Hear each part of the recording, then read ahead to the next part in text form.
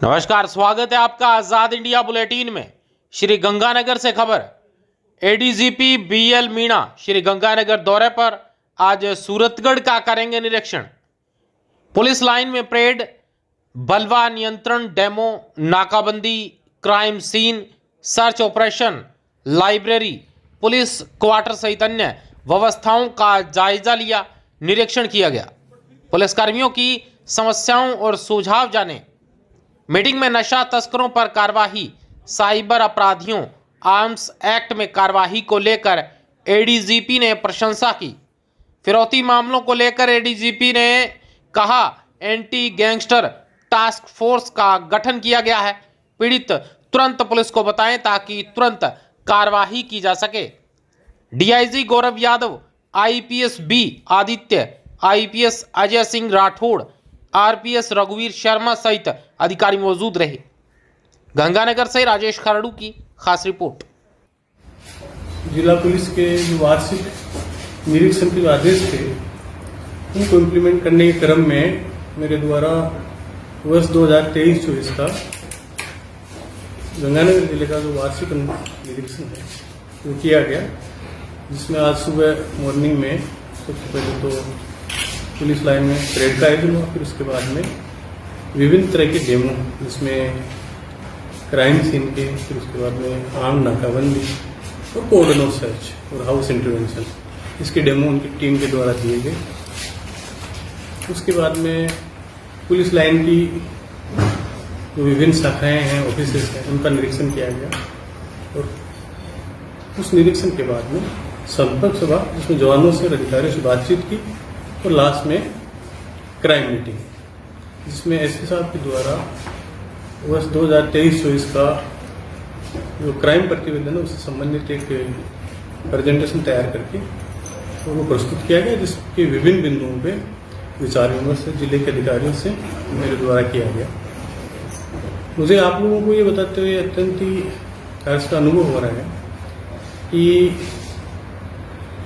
जो शरीर संबंधी अपराध है, जिसको बॉडी ऑफेंस बोलते हैं, वो लोकल और स्पेशल एक्ट और जो गंगानगर और वैसे बीकानेर रेंज की अपन कहें जो बड़ी प्रॉब्लम है, जो बड़े चैलेंज है, तो उसमें सब्सटेंस एब्यूज, एनडीपीएस के जो सब्सटेंस होते हैं, नार्कोटिक और साइकोट्रोपिक सब्सटेंस, उसका यूज बहुत ज़्यादा हो है। उसमें ट्रैफिकिंग है, फिर ड्रग पेडलर्स बेचते हैं, हमारे युवा और दूसरे लोग बाग हैं, तो नशे के आदी होते हैं। ये एक बड़ी समस्या है। इससे रिलेटेड जुआ सट्टा है, वो बड़ी समस्या है। हथियारों की तस्करी, देश के हमारे जो अन्य राज्य हैं वहां से भी, और कई बार पाकिस्तान से भी आर्म्स डोपिंग के केसेस हैं, वो हुए हैं। हमारे कम है, पंजाब में थोड़े ज्यादा हुए हैं, लेकिन हमारे भी एकाधिक केसेस ऐसे हुए हैं। तो इन पे इन्होंने बहुत अच्छी कार्रवाइयां करते हुए लगाम लगा के रखी है।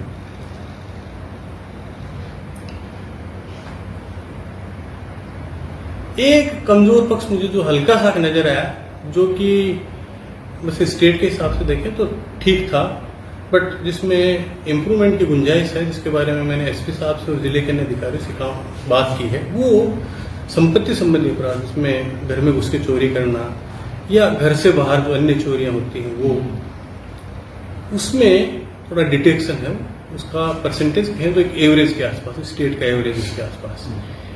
और उसी से जुड़ा हुआ है कि चूंकि केस अगर डिटेक्ट कम हुए हैं तो चोरी की गई संपत्ति है उसकी रिकवरी है वो भी कम हो जाती है, उसमें बढ़ोतरी की गुंजाइश है। बट उसमें एक बिंदु निकल के आया, मुझे जिले के अधिकारी ने बताया, जिसमें वास्तव में मैं यहाँ पे थोड़े दिन आई भी रहा, तो उसमें मेरा ध्यान नहीं गया कि हम लोग हैं जो किसी गैंग को पकड़ भी लेते हैं तो इस चीज से डर के कि वो ड्रग एडिक्ट है, तो न तो उसको कस्टडी में बहुत ज्यादा देर तक रख पाते और न उससे प्रॉपर इंटरोगेशन जो होना चाहिए वो हो पाता। आप भी जानते हैं अगर कोई ड्रग एडिक्ट है तो या तो उसको दवा दी जाए, और नहीं दें तो फिर वो मरमरा जाएगा, तो उसको हॉस्पिटल ले जाएं।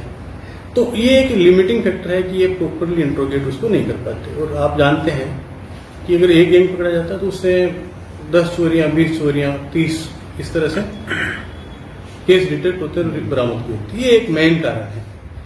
इनके द्वारा बताया गया है कि पकड़ दकड़ अच्छी होने के बावजूद भी चेन आगे नहीं बढ़ पाती क्योंकि प्रॉपर इंट्रोगेशन नहीं होता, अधिकारी रिस्क लेने से डरते हैं और ये एक समस्या है, बिल्कुल समस्या। इसमें मेरा वास्तव में ध्यान नहीं गया, बट इन्होंने बताई तो एक रियल